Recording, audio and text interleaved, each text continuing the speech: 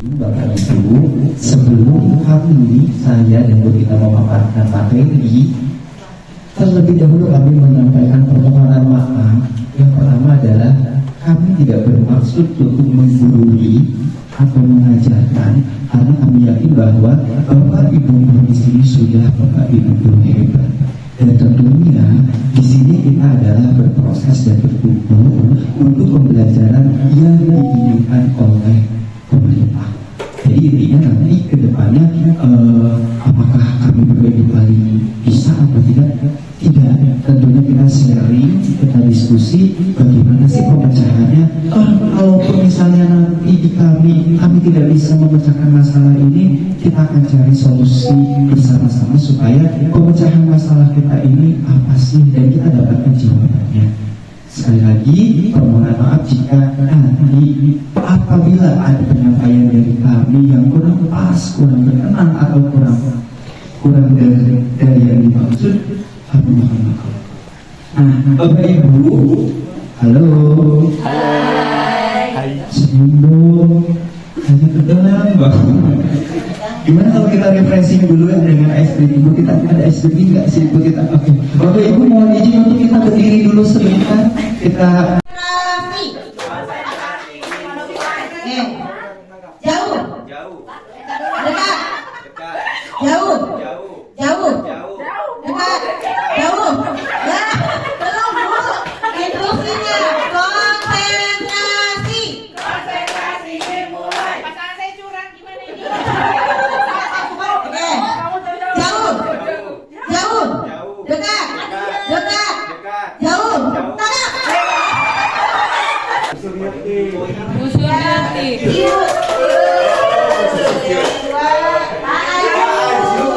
Bu Surti. ya, betul sekali. Ini adalah salah satu metode pembelajaran di kelas ketika kita menemukan siswa sudah mengantuk-antuk, kemudian bagaimana cara kita membangunkan suasana pembelajaran yang menyenangkan. Nah, Bapak Ibu, kita masuk ke topik yang pertama. Di sini adalah kita mencoba dulu bagaimana atau tanggapan Bapak Ibu terhadap pembelajaran mendalam. Mungkin secara pertama apa sih pembelajaran mendalam itu? Terus yang saya tangkap itu bagaimana sih? Nah, kita adakan pretest sementara terlebih dahulu. Bapak Ibu boleh juga menjawab pertanyaan ini. Ini hanya sebagai awal dari pengetahuan itu. Oh itu yang cepat ya? Ya, jawaban.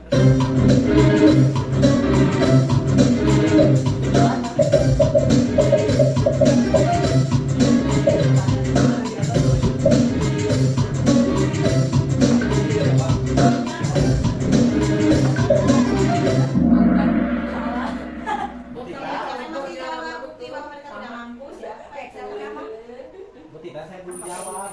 Bu Surti. Apa yang menjadi ciri utama pola pikir tetap? Jawaban I. Jawabannya dari berapa itu?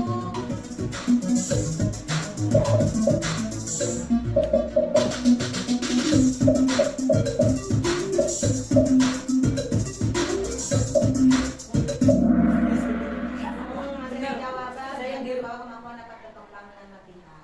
Jawabannya apa? Keyakinan bahwa ada sifat bawaan dan ketentuan. Bu Surdi. Salah. Saya benar. Oh saya ternyata. Oke, guys. Siap.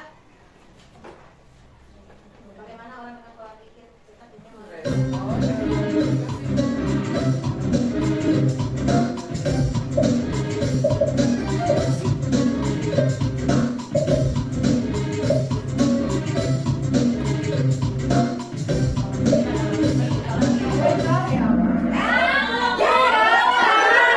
dipimpin oleh Bu Susan. Berikutnya satu lagi nih. Orang dengan pola pikir tetap cenderung menghindari tantangan karena takut terlihat gagal. Benar atau salah?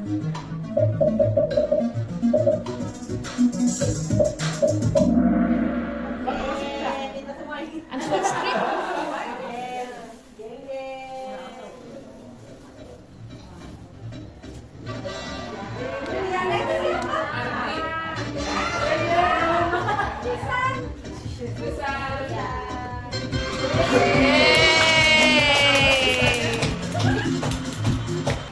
Pembelajaran mendalam tentunya adalah salah satu pendekatan metode pembelajaran diulangi, di mana pembelajaran akan terasa bermakna itu apabila mindset atau pola pikir kita serasa terlebih dahulu. Nah, saya mengajak untuk yang pertama di sini adalah kita menyamakan persepsi dengan pola pikir kita terlebih dahulu. Seperti kata Profesor Abdul Mukti, Menteri Pendidikan kita, kalau orang berpikir dengan growth mindset, maka dia yakin masalah yang hanya sedikit itu jalan keluarnya banyak.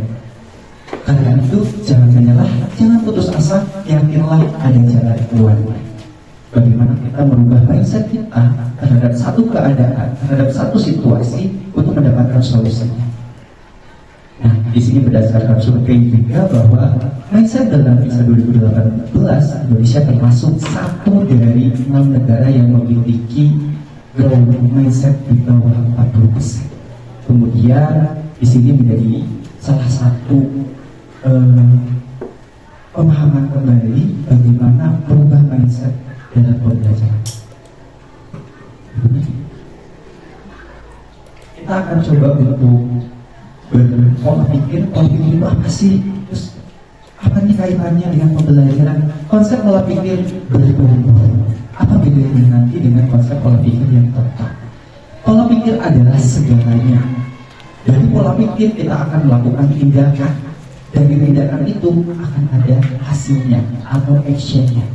Dan pola pikir akan mendikte tindakan yang dilakukan serta menentukan hasil yang diperoleh.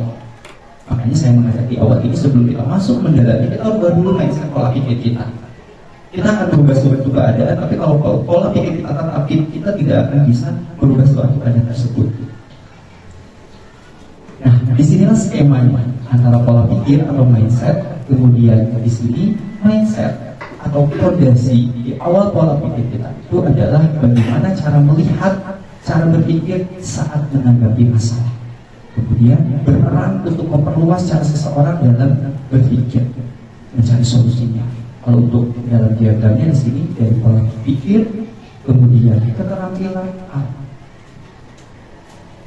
Nah, mengapa sih manusia berbeda-beda?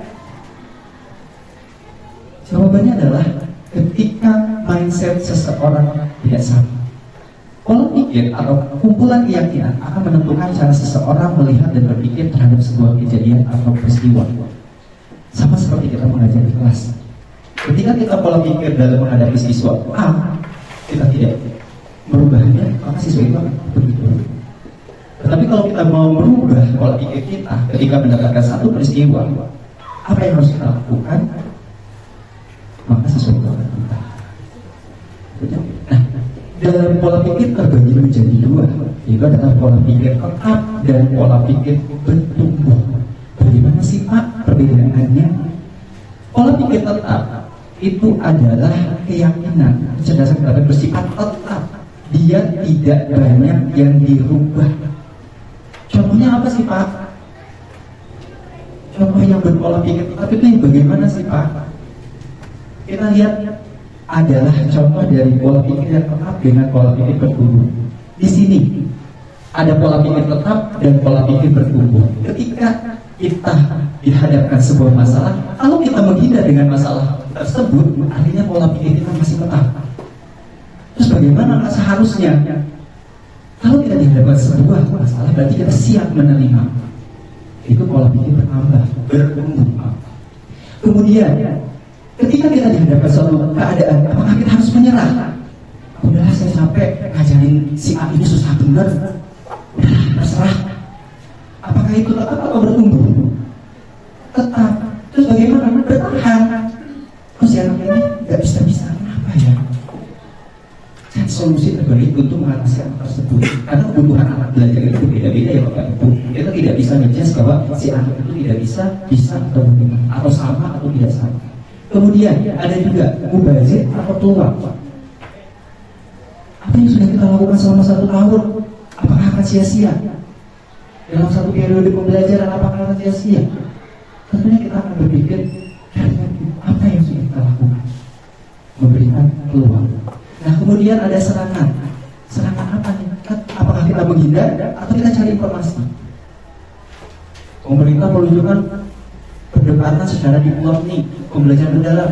Siap menerima atau menghindar? Kalau kita menghindar, artinya kita masih di pola pikir tetap.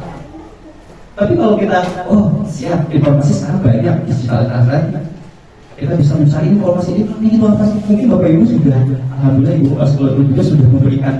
Bapak Ibu baca, ini, alhamdulillah menerima. Kemudian ancaman. Aduh, kenapa kalau nggak bisa, saya gimana ya? Tetapi menjadikan sebuah inspirasi sebagai pola pikir bertumbuh. Nah, Bapak Ibu sudah mulai terbuka belum antara pola pikir tepat dengan pola pikir bertumbuh? Intinya adalah ketika kita dihadapkan satu masalah, bagaimana cara sikap kita menghadapi masalah tersebut? Apakah menghindar atau bertahan dan mencari solusi? Itu saja. Kemudian berikutnya, dari pola pikir tetap kita rubah menjadi pola pikir bertumbuh. Suara yang menimbulkan kekhawatiran dalam menghadapi tantangan dan kesulitan itu yang awalnya yang pola pikir tetap khawatir, takut, nggak bisa. Kemudian saya nggak mampu. Ada bahasa orang aja nggak mampu, apalagi saya.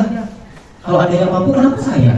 Mindset itu kita rubah menjadi pola pikir bertumbuh. Suara yang menimbulkan optimis bahwa dalam menghadapi tantangan dan kesulitan itu pasti ada solusi. Aduh, saya kelas 5A dapat anak yang luar biasa. Emang bisa anak-anaknya bla. Proyeksi pertama kita di ajaran baru seperti itu. Betul nggak Bapak Ibu? Secara kita diskusi pengalaman pribadi masing-masing. Pertama masuk, melihat anak-anaknya, aduh, anak-anak ini nggak bisa ini sih. Apa aja belum bisa, ini belum. Itu berarti masih di pola pikir tetap. Terhadap masalah itu sudah menyerah. Nah, pola mindset seperti ini yang kita harus ubah menjadi ini tantangan saya. Ketika mendapatkan si anak belum bisa baca, apalagi ini guru-guru kelas rendah yang luar biasa, dan di TK yang kita nggak tahu mengambilnya, kalau kelas 2, kelas 3 kan sudah ada riwayat dari sebelumnya. Itu kurang ini. Kalau dari TK kita nggak ada titipan. Kalau ada ijazah mungkin berdasarkan ijazah dan itu pun opsional seorang guru. Tapi kalau yang benar-benar kita kenal pribadi, ini tantangan buat kita. Bagaimana siswa kita, peserta didik kita bisa kita hadapi dengan memang benar-benar pembelajaran. Kemudian di sini juga ada beberapa contoh yang kita dari pola pikir tetap kita rubah menjadi pola pikir bertumbuh. Kalau saya gagal, berarti saya tidak mampu. Saya sudah mengerjain, saya sudah memberikan tugas A, B, C, D, E, F, G. Anggap anak itu bisa aku nawarnya. Saya manggis lah Korea. Maaf Bapak Ibu, saya menggunakan bahasa kita seperti ini supaya mungkin dengan cara saya menjelaskan bisa masuk ke hati Bapak Ibu. Ternyata itu pola pikir tetap yang hanya menganggap kita tidak mampu. Terus bagaimana Pak solusinya? Kita harus beralih ke pola pikir bertumbuh. Kalau saya gagal, berarti saya harus belajar dan mencoba lagi. Ketika saya mengajarkan sekali ini, saya bisa masak teh. Jangan stop di situ. Besok saya coba lagi lah dengan metode yang lain. Gagal lagi, dicoba lagi. Seperti itu. Atau jawaban yang kedua, saya akan menolak saat menerima tugas yang belum pernah saya kerjakan. Sebab resiko gagal akan besar. Bagaimana tindakan yang seharusnya? Saya akan menerima setiap pekerjaan yang belum pernah saya kerjakan, sebab ini adalah peluang untuk belajar dan mengembangkan potensi diri.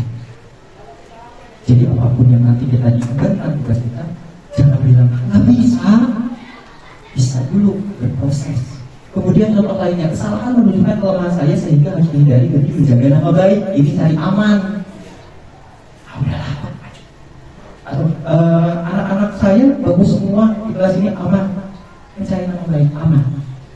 Nah, kesalahan merupakan sebuah proses belajar dan peluang yang meningkatkan potensi diri. Evaluasi. Saya hanya bagus dalam bidang tertentu saja dan tidak untuk bidang yang lainnya.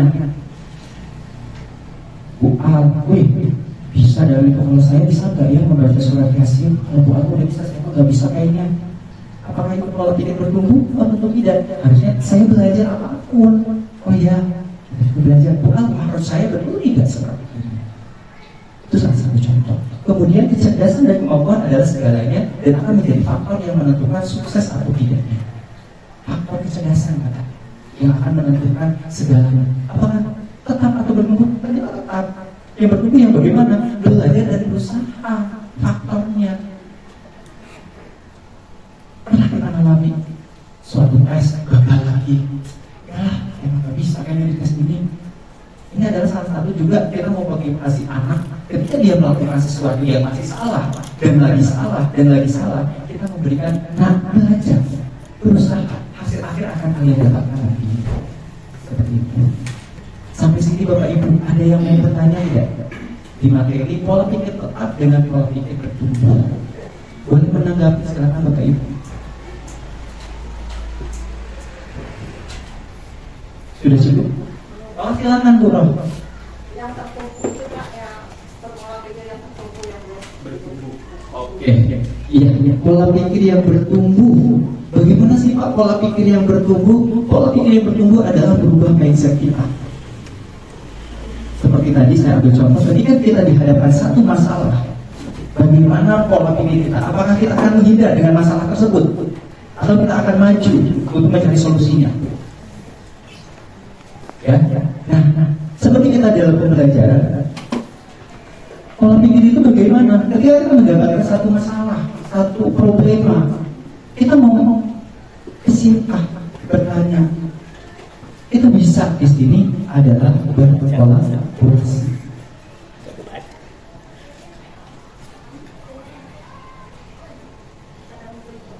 Yang tadi, ya, di lingkungan belajar tadi.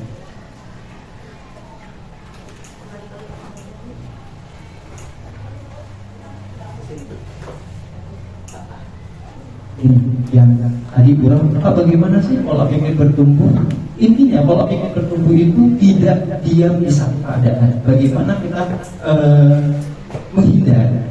Menghindar bukan berarti melewati, tetapi melawan apa masalahnya. Dalam kehidupan kita dalam mengajar sehari-hari di kelas tentunya kalau kita tidak mendapatkan masalah. Ya tidak. Dari 1 sampai 20 siswa, apakah siswa kita sama semua? Heterogen, tidak homogen. Apakah sama homogen? Tidak heterogen Pak. Ketika yang satu sudah kita berikan soal, Pak saya sudah, dengan cepatnya. Kemudian yang lainnya, Pak belum, nggak ngerti. Udah kita tinggalin aja. Pola pikir tetap atau bertumbuh?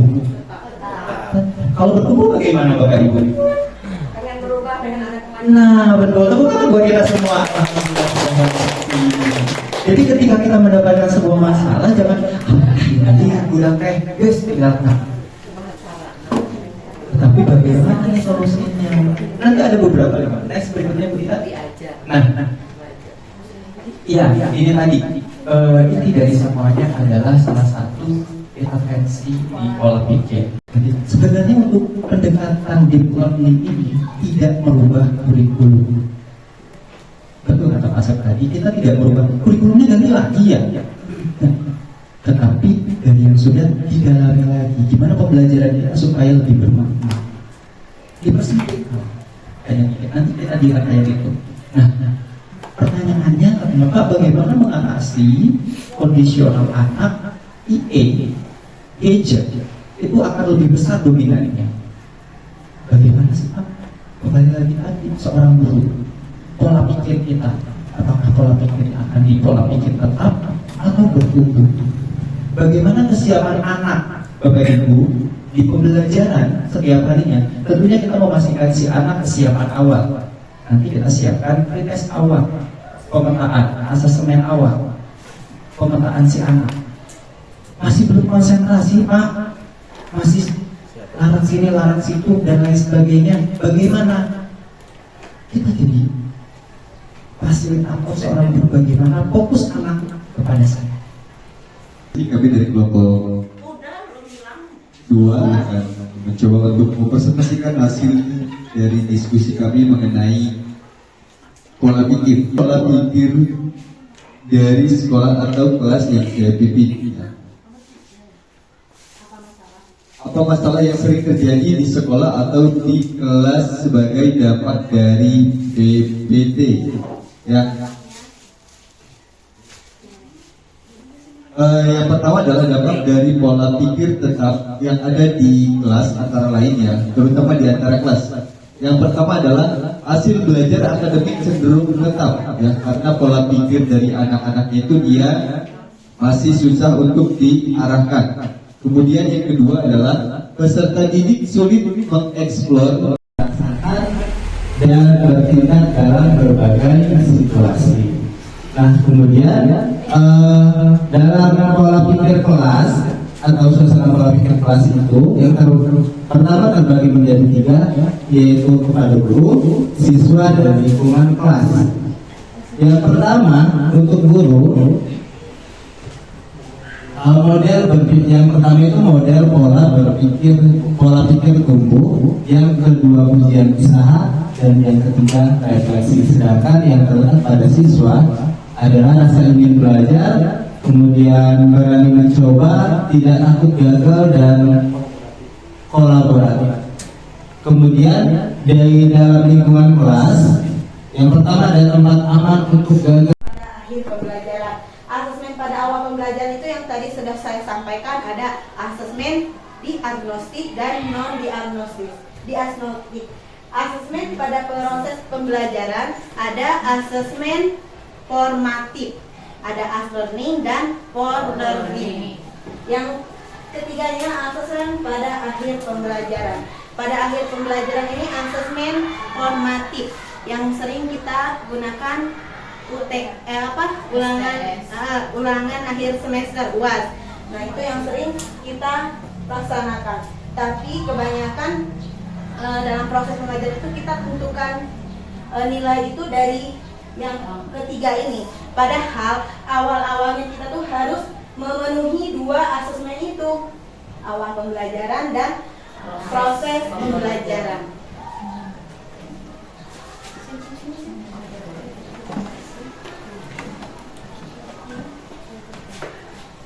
Baik, saya lanjutkan. Di sini ada poin yang pertama, identifikasi. Nah, di sini ada mengidentifikasi kesiapan murid. Seperti tadi, pemantik bisa masuk ke situ, Bu. Jadi kita tahu kesiapan murid itu yang kita kelola di kelas itu seperti apa dan bagaimana. Nah, nanti bisa kita masuk di poin identifikasi ini.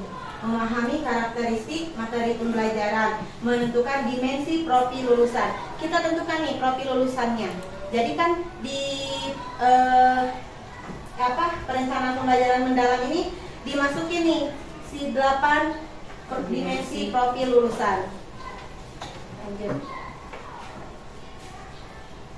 Nah, di sini ada mengidentifikasi kesiapan murid. Ini tulisannya tulisan seperti Bapak Ibu. Ada analisis pengetahuan awal, observasi dan refleksi, inventarisasi gaya belajar dan minat, analisis keterampilan berpikir tingkat tinggi. Yang kelima, konteks sosial dan emosional. Nah, di sini ada inventarisasi gaya belajar ini seperti kita yang sering kita lakukan itu seperti diferensiasi ya Bapak Ibu. Nah, itu masuk di situ. Lanjut ke sini. Mengidentifikasi karakteristik mata pelajaran, ada mengenali sifat dasar mata pelajaran, apakah menekankan konsep keterampilan atau karakter, menganalisis kompetensi pengetahuan esensial dan aplikatif, memastikan bahwa tujuan pembelajaran mendorong eksplorasi konsep bukan sekedar hafalan. Nah, di sini kita tekankan. Jadi anak-anak itu bukan hanya mendorong kita konsep ya, enggak sekadar hafalan, tapi harus mendorong eksplorasi konsep. Mengidentifikasi keterkaitan setiap mata pelajaran dengan kehidupan nyata agar peserta didik melihat relevansi pembelajaran. Nah, tadi yang sudah dijelaskan, kita harus maksudnya dikaitkan dengan kehidupan nyata anak-anak. Mengidentifikasi potensi mata pelajaran terhadap pencapaian 8 dimensi profil lulusan. Memilih strategi pembelajaran yang mendorong murid merancang proyek, melakukan penelitian atau menyelesaikan tantangan berbasis data sesuai mata pelajaran. Nah, di sini ada strategi pembelajaran. Tentu Bapak Ibu di sini juga saya yakin strategi pembelajarannya sudah mumpuni semua, karena kita sebagai pendidik mungkin menerapkan prinsip pembelajaran mendalam, yaitu bermakna, berkesadaran, dan menggembirakan untuk mencapai dimensi profil lulusan. Pilih dimensi yang relevan dengan tujuan pembelajaran dan karakteristik mata pelajaran yang diajarkan. Nah, di sini 8 dimensi profil pembelajaran pemanfaatan digital. Yang pertama, praktik pedagogis. Strategi mengajar dipilih guru untuk mencapai tujuan belajar dalam mencapai dimensi profil lulusan. Nah, di sini di dimensi profil lulusan itu kalau di dalam modul ajar itu di paling atasnya kita tentukan 8 profil lulusannya. Yang kedua, kemitraan pembelajaran. Kemitraan ini hubungan dinamis yang antar guru, peserta didik, orang tua, komunitas, dan mitra profesional. Selain kita sebagai guru di sini kolaborasi, pasti tentunya ada kolaborasi di orang tua atau komunitas. Contohnya kita bisa misalnya mau ke kantor polisi tuh. Nah, nanti kunjungan ke sana nanti kan kita bermitra dengan sana gitu ya, sama puskesmas juga sama. Lingkungan pembelajaran. Di sini lingkungan pembelajaran menekankan integrasi antara ruang fisik, ruang virtual, dan budaya belajar untuk mendukung pembelajaran mendalam. Yang keempat, pemanfaatan digital. Pemanfaatan teknologi digital juga memegang peran penting sebagai katalisator untuk menciptakan pembelajaran yang lebih interaktif, kolaboratif, dan kontekstual. Oke, siap. Yang profil itu pilih ya Bu. Yang mana? Ya, yang 8 profil lulusan itu kita milih. Kan kita udah tahu nih tujuan pembelajarannya. Nah, nanti dicakup ini ke 8 profil Minimal lulusan. berapa? Minimal 3 bisa. Tercapai ya. Tercapai, Bu. Ya kalau misalkan kalau misalkan ada di situ mencakup Iya, itu bisa yang sesuai aja. Kalau zamannya K13 itu KI 1, KI ini. Nah, ya kayak gitu. Kewanan itu harus selalu setiap pelajaran Ada. Ya, memang Bu. Selalu ditekankan dengan BBM. Dengan istilah BBM karena kita pola pikir bertumbuh. Apa BBM? BBM berkesan, bermakna, dan menggembirakan. BBM. Mendefinisikan pengalaman belajar, memahami, mengaplikasikan, dan merefleksi. Nah, itu di situ dalam modul ajar itu dari awal, inti, dan akhir ada memahami, mengaplikasi, dan merefleksi. Dalam tindakan-tindakan berikut, yang pertama menghormati perbedaan. Nah, dalam karakteristik anak-anak itu berbeda-beda ya Bapak Ibu. Tetap kita menghormati perbedaan dengan latar belakang, cara belajar, dan karakter murid. Lanjut. Memberi ruang partisipasi aktif dan otonomi dalam proses belajar. Membangun Untuk asesmen. kegiatan awal. Kegiatan awal di sini pasti tentunya tidak lepas dari berkesadaran dan bermakna. Misalkan sedang mengabsen itu dengan menjawab dengan perasaan mereka bisa. Kegiatan inti bermakna menggembirakan itu memahami juga mengidentifikasi masalah. Sini ada mengidentifikasi masalah, mengidentifikasikan, menggembirakan, dan bermakna. Nah, asesmen awal itu nggak harus tertulis, nggak harus tertulis. Kalau misalkan asesmen awal itu kita menyanyikan lagu bilangan 1 sampai 10 juga kita sudah tahu kemampuan anak itu gimana sampai mana kita sudah tahu. Asesmen proses pembelajarannya mencari benda sesuai dengan bilangan. Nanti misalkan boleh tuh si kursi misalnya, kan itu kehidupan nyata tuh yang relevan. Bisa ada berapa? Asesmen akhir pembelajarannya tuh presentasi, hasil kerja kelompok. Nanti ada LKPD. Boleh asesmennya pakai LKPD boleh. Yang adil. Dan kalau untuk RPP sendiri itu bukan kita ngeprint itu sekaligus grup enggak. harusnya kan kita mau belajar itu rencana kita tuh besok tuh mau ngapain gitu. Per minggu. Kolaborasi semua. Iya. Iya. Selalu jangan selalu kolaborasi inquiries. Dia udah setahun ngobrol sama Andi. Siapa? Pak, kolaborasi. Baik Bapak Ibu, untuk pembelajaran hari ini telah kita laksanakan. Semoga apa yang nantinya kita dapatkan bisa kita amalkan dalam kehidupan sehari-hari. Sebelum saya menutup kegiatan ini, apabila ada perkataan yang kurang pas atau tidak berkenan, saya meminta maaf dan kepada Allah saya mohon ampun. Astagfirullahaladzim. Saya akhiri, wabillahi taufiq wal hidayah. Wassalamualaikum warahmatullahi wabarakatuh.